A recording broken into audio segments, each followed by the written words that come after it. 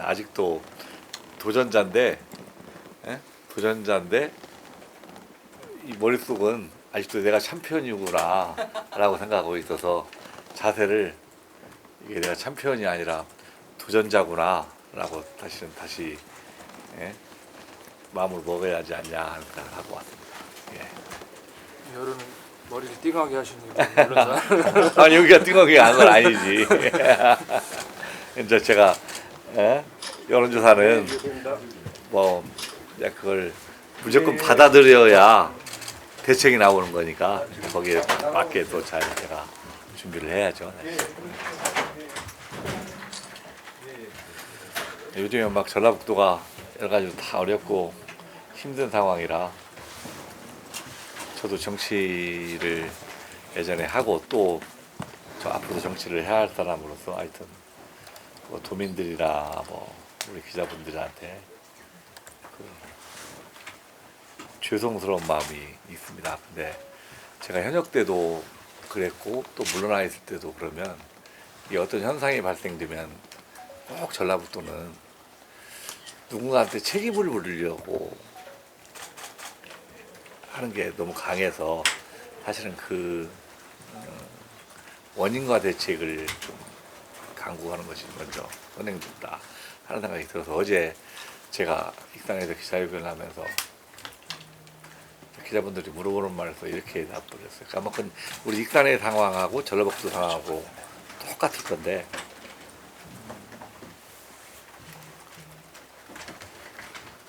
이 전라북도나 익산이나 마찬가지로 이 완전히 산업 생태계가 붕괴되어 있어서 근본적인 체질을 바꾸지 않는다. 체질을 바꾸지 않는 한은 저는 희망이 안 보인다라고 생각을 합니다. 전라북도 인구가 줄고 익산도 계속 인구가 줄고 있는데 사람들은 뭐라고 얘기를 하냐면 내가 대기업 유치하고 뭐 유치하고 그래서 인구를 얼마나 늘리겠습니다라는 얘기를 항상 정치인들이 해요. 그런데 이런 거 인구가 늘어나려고 하면 주는 것이 멈춰야 하거든. 주는 것이 멈춰야 이제 반등의 귀를 잡는데 내가 이 인구가 주는 것을 어떻게 멈추게 할 것이냐 하는 거에 대한 고민은 하지 않은 채 뭐 해서 인구 늘리겠습니다. 마치 이 장밋빛 그런 청사진을 제시해서 막 그렇게 선거 때만 해놓고 또 그 뒤에는 또 무책임하게 그걸 하나도 못 이루는 것이 계속 반복되고 있는 거 아닌가 하는 생각이 듭니다. 제가 국회 사무총장이 하나 일화만 소개하자면 국회 사무총장이 취임해가지고 쭉 이렇게 뭐 이렇게 가지고 있는 재산들을 보니까 종로에 헌정유관이라고 그게 있는데 그게 이제 한옥집인데 이게 폐쇄돼 있더라고요. 그래서 거기를 한번 가보자. 내가 가서 이걸 다시 리모델링해서 한번 개관을 해보자 보니까 그 재헌의회 그 국회의원들의 사진 이런 것들 뭐 이런 것들이 다 나와 있고 지도에 그 있는 거예요. 그 당시에 그 전라북도가 인구가 한 2천만 좀 넘었고 국회의원 수가 200명이었는데 놀랍게도 전라북도의 의원 수가 23명이더라고요. 200명에서. 그래서 뭐 김제나 뭐 이런 데가 국회의원들이 다 세 분씩이야. 그때 보니까. 근데 서울이 17명이더라고요. 근데 지금 대한민국은 인구가 5천이 됐고 국회의원 수가 300명으로 늘었는데 서울은 17명 국회의원이 49명으로 늘었는데 전라북도는 이 23명이 10명으로 줄고 이제 또 한 명도 줄어갖고 이제 9명이 되고 있는 상황에서 이게 누구의 책임이다라고 돌리기는 정말 어려운 게 아닌가. 그래서 정말 우리는 너무 안일했고 그랬다.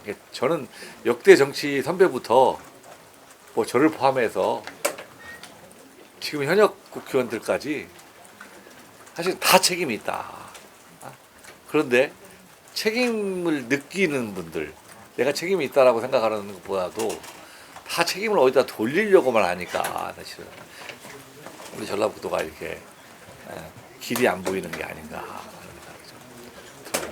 그냥 넋두리가 많았습니다. 저는 뭐 다른 말 혹시 궁금한 사실이 있거나 있으면 제가 좀 질의응답하는 시간으로 잠깐 하고 이렇게 진행하도록 하겠습니다. 그 저번에 삼선 의원이셨는데 사실은 초선한테 신인한테 떨어지신 거잖아요. 예.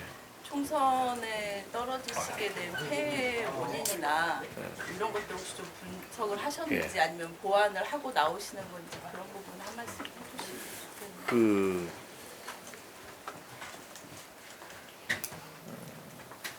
이제 그게 제가 갖고 있는 숙제인데 사실은 그 당시에 저는 솔직히 말씀드리면 경선에서 질 거라는 생각을 단 1%도 안 했습니다.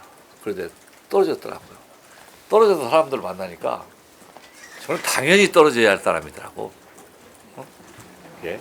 제가 이제 그 비교적 45살에 초선에 당선됐으니까 이 탐소를 하면서 뭐 당이라든가 국회라든가 이런 요직들을 맡고 있고 또 많은 일들도 하고 지역적으로도 또 사실은 뭐 제가 익산에 상당한 일들을 해놨는데도 보고 나서 제가 그때 당시에는 야 국회의원이라는 것이 어떤 결과를 내고 성과를 내면 우리 시민들이 알아주겠지 라는 생각 속에 빠져 있었는데 이 떨어져서 제가 가장 많이 한 일은 사실 봉사활동 다니는 거였거든요. 올해도 제가 김치만 12일 다녔습니다. 그냥 뭐 사진 찍고 가는 게 아니라 진짜 9시부터 끝날 때까지 김치 담고 이렇게 했어요. 그러니까 근데 숙제가 좀 덜 되신 것 같아요. 예. 되게 떨어졌다. 그러니까 시민들한테 말씀을 드릴게요. 시민들이 정치인한테 기대하는 거, 또 저한테 기대했던 것들은 내가 일을 잘하고 하는 성과가 아니라 이 같은 시간, 같은 공간 속에서 같이 공감해주고 우리의 아픔이라든가 이것들을 같이 느껴주는 사람들, 자기하고 같은 생각을 가지고 있고 이걸 원했는데 저는 그것은 뒷전으로 하고 사실은 그런 성과라든가 일이라든가 이런 것만 매달리는 거지 않았는가. 그래서 전적으로는 뭐 제가 떨어진 것은 제가 부족해서 떨어진 거고요. 우리 시민들의 기대를 충족하지 못한 거죠. 뭐 저는 뭐 떨어진 것이 100% 제 책임이라고 생각합니다. 우리 이춘석 전 의원님 그 삼선, 이 삼선의 무게보다 어떻게 보면 우리 전북 몫으로 이제 국회 사무총장까지 이제 하셨던 분이잖아요. 예. 그렇다면 이제 또 그 떨어진 얘기가 나왔으니까 그런데 그 정치에는 뭐 이제 일단은 뭐 액션 정치, 행동 정치가 있을 테고 그 이빨 정치도 있을 테고 그리고 인성 정치, 사람이 되는 인성 정치가 있을 텐데 내가 조금 부족했었다 그렇게 보이는 점이 어느 곳이라고 생각해요? 그냥 세 가지 딱 드리면 인성, 이빨, 행동. 인성, 깃발, 행동 뭐 다 부족한데 저 깃발 들는 것들 잘 못하는 거 아닌가 하는 생각이 드네요. 그게 쉽게 얘기하면 오늘 딱 오셔서 보니까 예전보다 어깨가 가벼워지신 것 같아요. 어깨가 예. 예전에는 이만큼 높아 계셨는데 예. 지금 기회가 된 것 같고 지금 정치 혁신으로 해서 지금 국민의힘에서도 험지 출마 지금 권하고 있고요. 민주당에서 혁신하는 삼선 지상들은 같은 지역구에 출마하지 않는 그런 안들이 나오고 있는데 거기서 어떻게 생각하세요? 이미 삼선을 하셨잖아요. 익산갑에서 예. 꼭 익산갑을 고집을 하는 이유가 그런 혁신에 대해서는 공감하지 않나요? 저는 뭐 기본적으로는 이제 뭐 혁신해야 한다 하는 그 당위성에 대해서는 100% 공감을 합니다.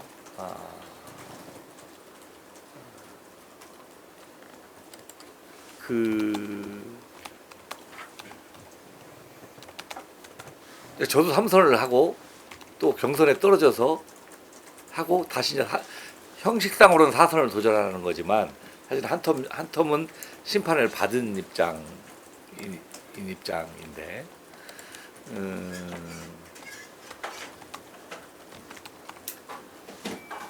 제가 가장 고민했던 것이 삼선이나 하고 그 사무총장까지 했는데 그 심판까지 받은 사람이 다시 나오는 이유가 뭐냐 이제 이거에 대해서 많은 고민을 했습니다. 그런데 이게 핑계일 수도 있고 뭐일 수도 있지만 저는 의원 생활 12년 중에 11년을 법사위에 있었습니다. 야당 생활을 10년을 했습니다. 이 법사위에서 정말 이명박 정부와 박근혜 정부와 싸우는 휴전선에서 싸웠습니다. 하여튼 검찰총장도 낙마시킨 적이 있고 대법관도 낙마시키고 삼선 때는 박근혜 대통령의 탄핵할 때 제가 민주당 탄핵 추진단장도 하고 토추위원도 했습니다. 이 어렵게 정권을 가져와서 야 이제 우리가 정권을 가져왔으니까 국민들의 삶을 살필 수 있겠다 이렇게 생각했는데 저는 다시 내가 좀 이럴 수 있겠다 이제 여당이 됐기 때문에 그런데 다시는 경선에 패배해서 야인으로 돌아갔습니다. 그러면 적어도 문재인 정부가 출범하고 민주당이 180석의 국민의 절대적인 다수를 받고 지방정부를 장악했으면 정말 국민의 삶을 변화시키고 많이 그렇게 했어야 맞다고 생각합니다. 사실은 그렇게 하지 못한 것에 대해서는 저는 민주당의 큰 책임이 있다. 정권을 재창출하지 못한 것에 대해서는 민주당 누가 어떤 이유를 대더라도 저는 책임 선상에서 자유로울 수 없다라고 생각을 합니다. 그러면 우리 국회의 모습이나 이런 것들을 보면 지금 절대 다수당인데도 불구하고 윤석열 정부가 출범하고 사실은 모든 것들의 그런 자리라든가 이것들을 저는 표현으로 이제 뭐 사실은 자기들의 기득권을 유지하기 위해서 이익을 유지하기 위해서 이제 검찰의 칼제비들을 전면에 내세워서 싸우고 있는데 그러면 적어도 민주당이 제대로 싸워서 국민들이 억울하지만 정권을 뺏겠지만 다시는 그걸 시원하게 싸워도 국민들의 요구사항이라든가 다시 정권을 잡아올 수 있겠다는 희망이 들어야 하는데 이제 그렇지 못한 거가 있어서 저같이 그래도 그런 법사위 경험이라든가 이 탄핵 추진 경험이라든가 이런 경험들이 당선이 된다고 하면 좀 역할이 있을 거다. 또 지역적으로는 뭐 그것도 100% 제 책임입니다. 뭐 이게 변명하는 건 아니고 제가 초선 때만 사실은 일단 시장하고 같은 정당이었고 그로부터 시장 선거에 계속 패배해서 이 시장과 정당이 달랐습니다. 사실은 이게 다른 정당의 시장과 하는 게 정말 소통이 부족하고 어려움이 나름대로 있었어요. 사실은 그런데 그때 당시 제가 현직에 있을 때도 익산의 인구가 전반적으로 줄긴 했지만 이렇게 급격히 속도로 줄지는 않았습니다. 그때만 해도 익산이라는 곳이 이 호남의 3대 도시의 명맥을 유지하고 있었습니다. 근데 그 사이에 불과 한 3, 4년 사이에 인구가 급격히 추락해서 순천이나 여수에 취해서 저는 지금 5대 도시로 전락했고 올해 이 상태로 간다면 올해 연말 정도 되면 저는 전라북도 내에서도 군산과 익산이 인구의 역전연생이 생기는 거 아닌가 하는 두려움이 있습니다. 그런데 우리 익산을 제가 돌아다니고 사람들을 만나고 기자분들을 많이 만나도 이게 저는 위기라고 판단하는데 국가도 위기고 지역도 위기라고 생각하는데 위기라고 인식하지 않습니다. 사실은. 그래서 적어도 이 위기라는 인식을 가지고 사실 다시 재출발을 하고 하는 데에 있어서는 그래도 좀 경험 있고 유능한 사람이 필요하다고 한다고 하면 제가 일정 부분의 그 역할을 감당할 수도 있지 않겠냐 하는 그런 생각들을 해서 사실은 출마를 결정을 했고 뭐 당연히 저는 어떤 결정을 한다고 하면 사실 뭐 저는 그걸 따르겠습니다. 그런데 우리 그 지방자치법을 보더라도 3연속 초과에 대해서 금지하고 있지 사실은 떨어지는 사람을 다시 초과의 대상으로 넣어가지고 그렇게 해서 너는 거의 내리 3선을 했기 때문에 더 출마하자 이것들은 사실 헌법적이나 이것들에서는 저는 좀 다른 생각을 좀 가지고 있습니다. 그건 법이고요. 이제 혁신이라는 것은 민주당 혁신하자는 것은 법의 근거는 아니잖아요. 아니 그러니까 혁신이라는 것이 기본적으로는 항상 혁신을 합니다. 지금 민주당의 뭐 초선 의원들이 엄청나게 많이 있고 거의 과반수를 차지하고 있는데 그러면 과연 그 혁신이라고 주장하고 있는 그 초선 의원들이 뭐 재선 3선보다 훨씬 더 혁신적이냐? 저는 선수를 바꾸는 것이 혁신이라고 생각하지는 않습니다. 반대 얘기도 많이 나와요. 이제 경륜, 아까 말씀하셨듯이 경험 이게 가장 중요하거든요. 그러다 보니까 이제 중진론도 다시 이제 불이 붙고 있어요. 우리 현역들이 이제 잼버리나 새만금 그리고 우리 공항 문제 그리고 이제 의석수 감소 문제 이런 문제를 부딪히면서 직접적인 대응에 있어 조금 이제 그 싸우는 그 이렇게 강도가 낮다 보니까 아 이래서 중진이 전라북도에는 필요하구나, 이럴 때 필요하구나, 이런 목소리들이 나오고 있어요.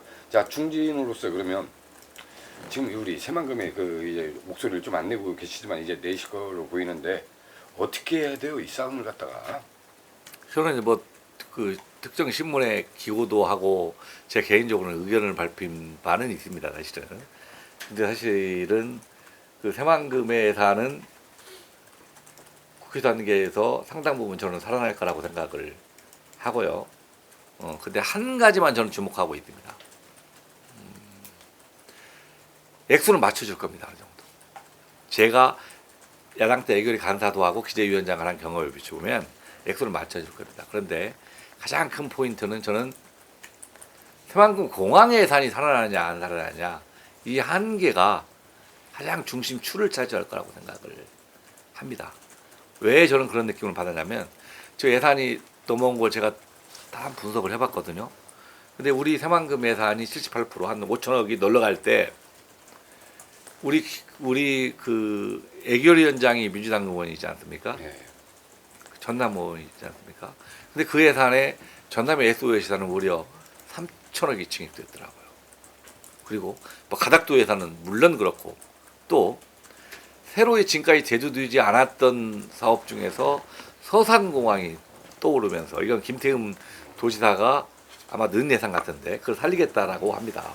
그리고 근데 그 바로 옆 지역구에 우리 민주당의 강훈식 의원이 이걸 감사합니다. 사실은 이게 우리 민주당조차도 이것을 반대하지 못하는 구조를 이미 짜서 덤벼들었던 겁니다. 사실은.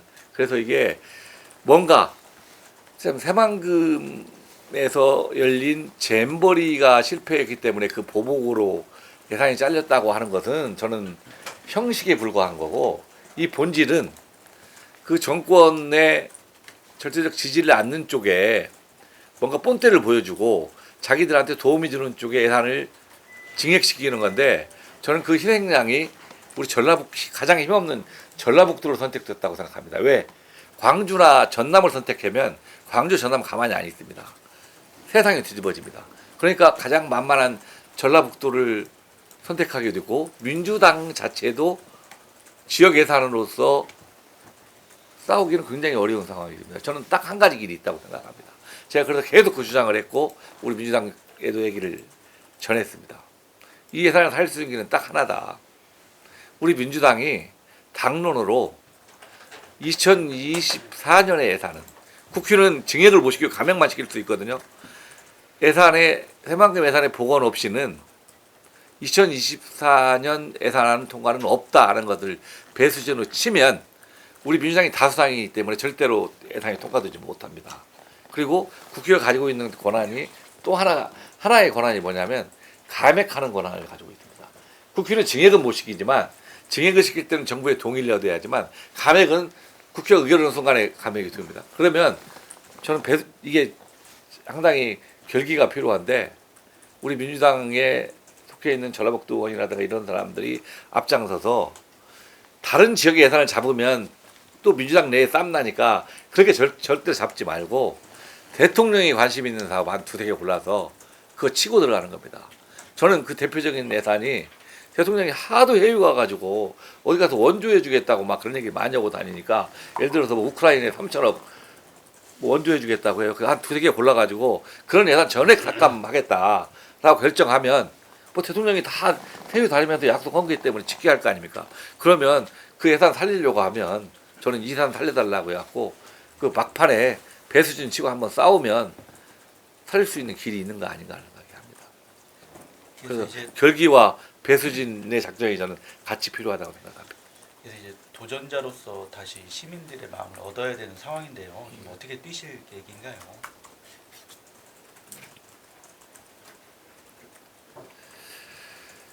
하여튼 저는 막 다니면 뭐 일 못했다는 얘기는 별로 안 듣는데 뻣뻣하다 뭐 어깨 아까 말씀 힘들어갔다 뭐 그런 얘기를 하도 많이 들어서 어깨 떨어지니까 힘이 저절로 빠지더라고요. 다시 그래서 요새는 뭐 한 세 마디만 하고 다닙니다. 하여튼 제가 현역 의원 때 어린아이 정치 시작에서 좀 겸손하지 못하고 거만한 거, 뻣뻣한 거 그런 거 사과드린다. 내가 그 사이에 나오시는 게 그 예? 부분인가요? 보안에서 나오시는 아 잘못했다. 근데 내가 좀 고민을 하고 있어. 잘못했고 다시 기회가 지어진다고 하면 정말 여러분들과 소통하고 그렇게 하겠다라고 봉사활동을 하고 이렇게 1년을 하면 만나는 사람들은 아 그래 너 많이 바뀌었구나 이렇게 하는데 제가 오늘 여론조사의 수치를 보니까 이게 그렇게 가지고는 이게 승부가 안 날 거다. 그건 오히려 15 정도가 지금 이제 그것은 오히려 이 도전적인 자세가 필요하지 않냐 해서 좀 선거의 기조라든가 이런 것들 전략 이것들을 한번 전반적으로 한번 재검토를 해봐야겠다는 생각을 좀 합니다. 근데 사실 저는 현역이 30%밖에 안 나왔다는 것도 좀 문제라고 보는데요. 그 한 10% 정도 나온 거 뛰어넘을 수 있는 구간을 고민하고 계실 것 같은데요. 저는 먼저 삼선에서 4선 도전할 때 첫 번째 여론조사를 그 지금 현역 의원하고 24%를 이겼었습니다. 그 당시에. 유일하게 전라북도에서 45%를 넘는 것은 저밖에 없었어요. 저는 그냥 전혀 떨어질 거라고 생각하시는데 그 24%도 뒤집어지더라고요. 저는 그래서 제가 아까 말씀드린 대로 야 내가 챔피언이 아니고 도전자구나. 그래서 이제는 사실은 저는 제가 뭐 싸우고 이런 것들을 별로 안 좋아해서 상대방을 공격하거나 뭐 이런 것들을 안고 내가 어떻게 하겠다는 것만 하는 건데 내가 어떻게 하겠다는 것만 가지고는 안 되는 상황 아니냐 이제는 사실은 이제 비교 평가가 가능한 쪽에 선거 전략으로 수정할 필요가 있는 거 아니냐 하는 생각을 좀. 자, 다음 일정이 있어서 마지막 마무리 말씀 뭐 짧게 한 말씀 해주시죠. 아니 하여튼 제가 뭐 그 소통하지 못하고 그런 것들 죄송하고요. 제가 우리 기자 여러분들하고 앞으로 많이 소통하고 이 전라북도의 현안 문제라든가 이것들도 같이 의견 나누는 그렇게 하도록 하겠습니다. 이게 귀한 시간 내주셔서 감사하다는 말씀을 드립니다. 여기 고맙습니다. 자주 안 오시면 혼나요. 예, 알겠습니다.